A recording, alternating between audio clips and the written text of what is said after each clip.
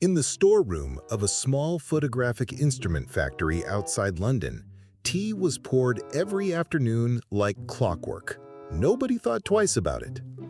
This is the case of Graham Young, the man newspapers would later call the teacup poisoner, and the two co-workers who died drinking from cups he filled with his own hands.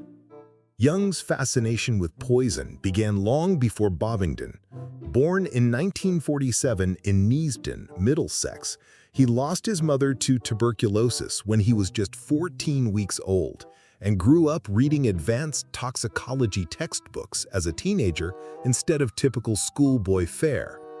By 1961, at only 13, he was buying antimony from a local chemist under a false name, testing it on the people closest to him.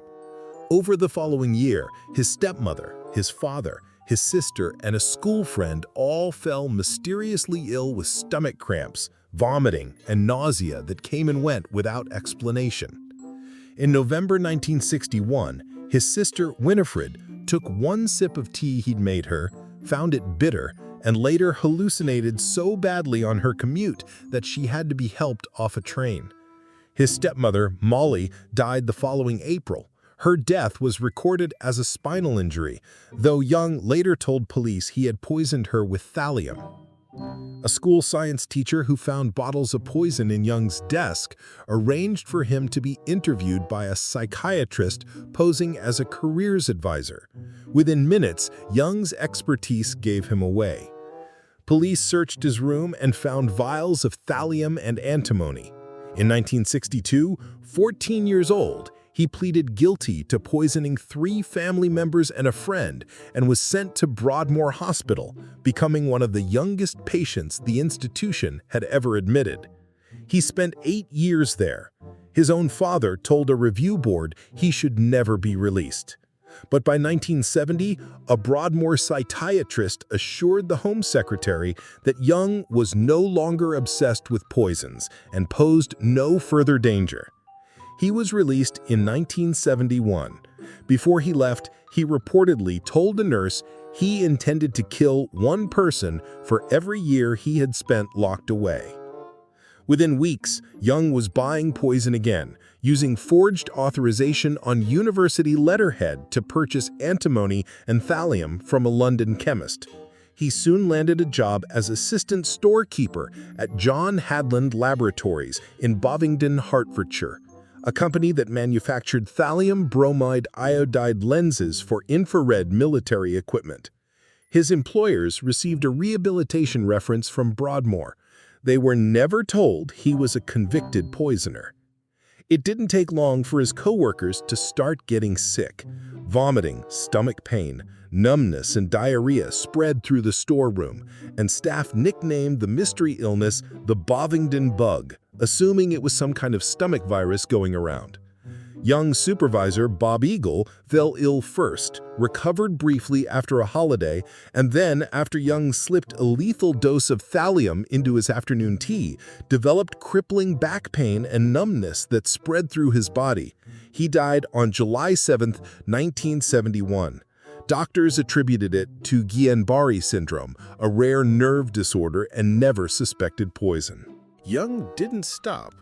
He dosed a co-worker named Ron Hewitt with antimony before Hewitt left the company entirely.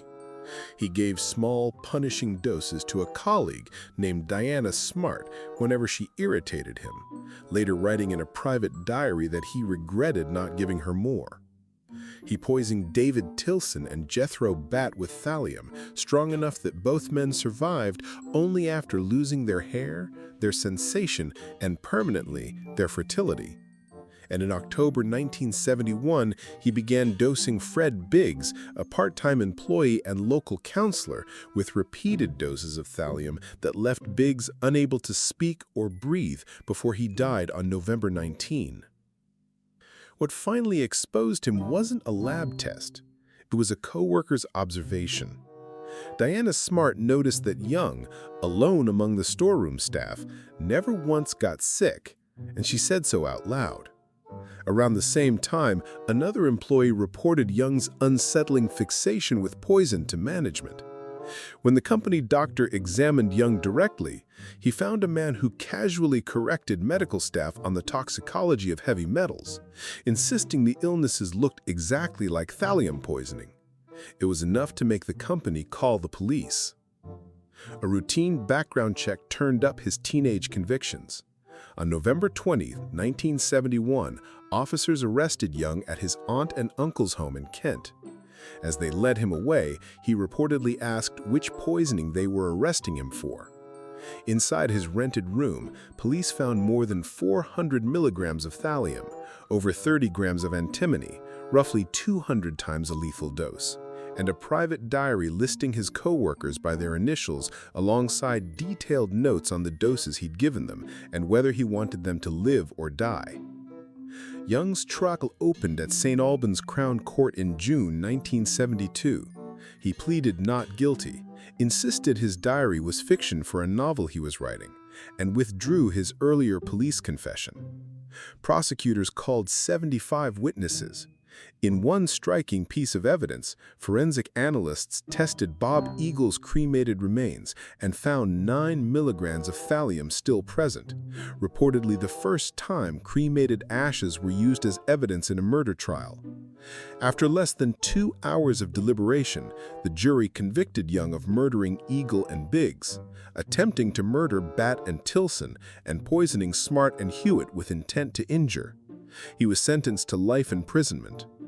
Young served most of that sentence at Parkhurst Prison on the Isle of Wight, where he died in his cell on August 1, 1990, of a heart attack, 6 weeks short of his 43rd birthday. He had no known history of heart disease, and some later speculated about foul play from fellow inmates, though it was never confirmed. His case did more than end 2 lives and permanently harm several others. It forced a public reckoning in Britain over how mental health authorities decide when a convicted poisoner is safe to release.